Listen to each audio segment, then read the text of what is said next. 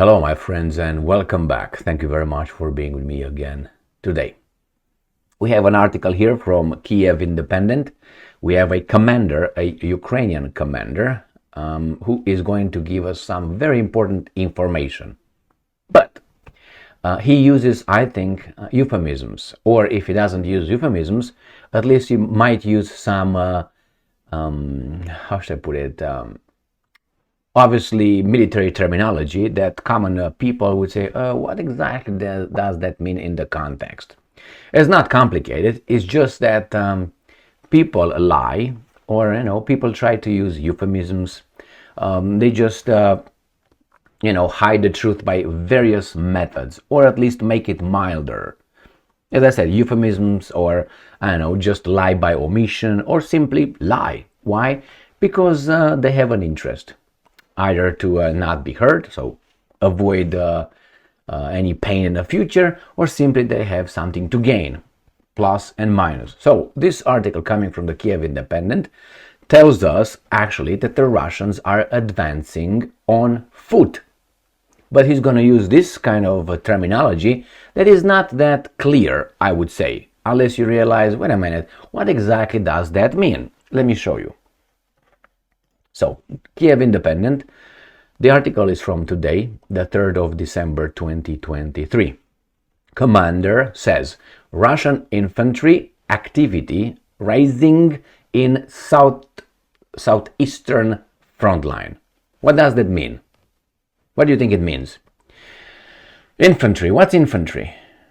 That's combat clashes on foot, right? We have people advancing on foot, on a territory. That means it says activity rising. So that means they increase the fight on foot in the southeastern front line. Is it because they are advancing? Is it because they're overwhelming? Well, I said, let's clear this up so people don't have any doubts that what infantry means. It's not bombardment anymore. So I said, okay, let's use this one. Everyone would agree with the poor definition here, right? Infantry is a specialization of military personnel who engage in ground combat on foot. Infantry generally consists of light infantry, irregular infantry, heavy infantry, mountain infantry, motorized infantry, mechanized infantry, airborne infantry, air assault infantry, naval infantry. Other types of infantry, such as line infantry and mounted infantry, were once commonplace but fell out of favor in the 1800s with the invention of more accurate and powerful weapons. Okay, now let's see what the article has to say now that we saw that little definition. Russian forces have reduced the number of airstrikes against Ukraine, but intensified infantry activity on the southeastern front line. So they're not bombarding, probably they destroyed everything where it needs to be destroyed, and now they're advancing. As I explained before, this is basically how this war is occurring. You have a line of contact, and both sides are shelling whatever personnel or air defense systems they have, missiles, rockets, and all kind of 155 millimeter cannons and whatever they are. So they shell, bam, bam, bam, bam. After they clear, whomever shells the other ones first, destroys the other ones. And after that, the military, the infantry, starts advancing to the point where they meet again the guys who were depleted here. Then these guys are going to move forward their shelling capability. And again, they start doing the same thing. Boom, boom, boom. And then whomever does it and destroys the other one, then again, the infantry moves. And then this comes over, infantry moves, this comes over.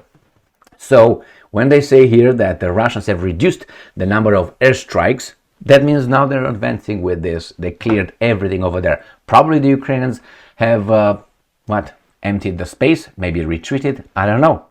But let's see.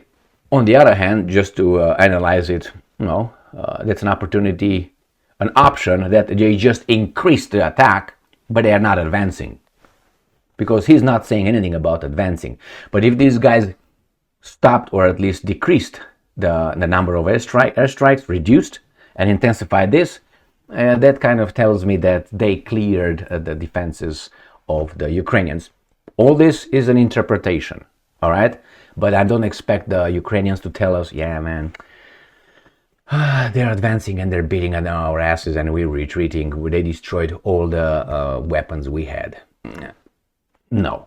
So I have to read between the lines, and we have to leave between the lines, and we have to leave a little bit of, skepticism that whatever conclusion we reach is not 100% like in social science. A lot of things are interpretations, and you have to, something has to change. This will not change from being a mouse, okay? It's going to be a mouse. That's why it's different than what do you think how she felt about being in that situation. Or let me think. And then you got 1,000 interpretations based on the evidence and so on. So social science versus science. Now, it says here that activity on the Southeastern front, like a line, General Alexander Tarnavsky, the commander of the Trivia group, Tavria group, reported on December 3rd. I hope they will give us some information exactly, because I will show you a map with Southeastern where that is, but I'm going to wait to see if they give us some exact location.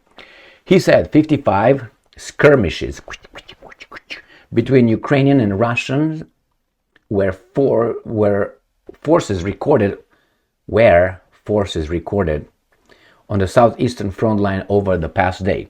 Russia lost, according to this gentleman, or person, I don't know if he's a gentleman or not, 440 troops and 9 pieces of military hardware. We inflate certain terms by using them too often. Like, you can't call anybody a gentleman. Gentleman, if you remember, or a lady, these were things that you achieved by hard work, by a certain kind of behavior. They were not just, you see a man and you say he's a gentleman. You don't know that. You have to work for that. You have to earn that. The same with a woman. You see a woman, she's not a lady until she proves through her behavior that she is a lady and her past. But anyway, you can become a lady. You can become a gentleman. And you have to work hard. So that's why sometimes I catch myself being too nice, but I'm actually destroying the term of gentleman and lady. He didn't specify whether Russian troops were killed or wounded in action, or both, or he entirely lies. Meanwhile, the commander said that Russian combat aircraft activity is low in the area.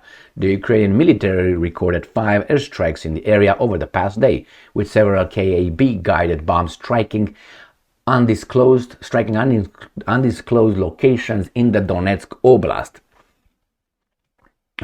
Ukrainian forces are holding defenses lines in the Avdiivka and Marinka axis, while conducting an offensive toward Melitopol. So the same story. So let's go to a map right here. This is a Russian map. So we have the front line here, where actually this special operation occurs. Now in the southeastern location would be right here. This is where actually is Zaporozhye, Donetsk, and Luhansk. Luhansk is right here, it's right in the east. So I'm going to dismiss that one. I'm going to use Donetsk and maybe Zaporozhye. I don't know if they use Zaporozhye right here as the south or not. But he mentions over there Donetsk, which is right here. And then he mentions Avdiivka right here and Marinka, these two things. These are both in the Donetsk Oblast. Right here. And then he said what? Donetsk Oblast. And then he said that the Ukrainians still conduct offensive towards Melitopol. This is where they try to reach through their counteroffensive. Melitopol is right here in the Zaporozhye Oblast. This is the Sea of Azov. This is the Crimean Peninsula. This is the Black Sea, North Black Sea. So this is Melitopol. So they try to break the front here, and they still say they are and working on that one. And let's go back to the article. Ukrainian forces are holding defense lines in Avdiivka and Marinka axis. Okay. Tarnavsky reported repelling 25 Russian attacks in the Avdiivka axis. So the Russians conducted 25 attacks. 11 more near Marinka and 3 Russian assaults near Vuhledar. I'm going to show you where that is. And Shakhtarsk's direction. So 25 in Avdiivka, 11 in Marinka. So 25 and 11. 25 right here, where it seems like there's going to be surrounded here. And then 11 here in Marinka. And then Vuhledar is right here. The Russians call it Ugledar. And then the Shakhtarske is somewhere in this area. In this further down, but not in Zaporozhye. So you have this, he's talking about this area, which is southeast. The attacks on Avdiivka, the getaway to occupied Donetsk, a major city in the Donbass, have been very costly for Moscow. Okay. They tell us how many people they died. Russia has been trying to capture the small town just north of occupied Donetsk since 2014. Yeah, so they are talking about Avdiivka and Marinka, which is right here is Donetsk. This is the city of Donetsk, and this is Avdiivka they've been trying to capture. That's true. And again, they say, well, not important, but then they say, well, wait a minute. They're going to go to Kremato-Moyesk or whatever, Krasnomaisk. No, this is the Russian terminology here, not the Ukrainian. So, take it however you want, the title that these guys increase their infantry attacks. I take it that they're pushed forward, which is, and they decrease the airstrikes.